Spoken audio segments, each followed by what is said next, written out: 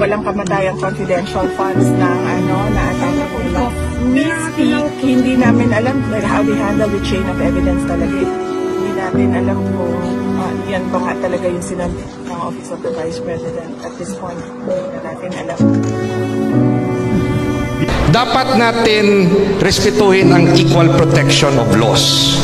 Bakit aatakihin lang si VP Sara at hindi natin pag-aralan at suriin ang confidential fund ng Pangulong Marcos at ng mga departamento na under kay Pangulong Marcos? Bakit si VP Sara lang? Hindi ba patas ang batas? Kayo po na nagsasabing corrupt si VP Sara, ba't hindi nyo inaatake ang ibang departamento at si Pangulong Marcos? Patas ba ang batas sa inyo? Patas ba?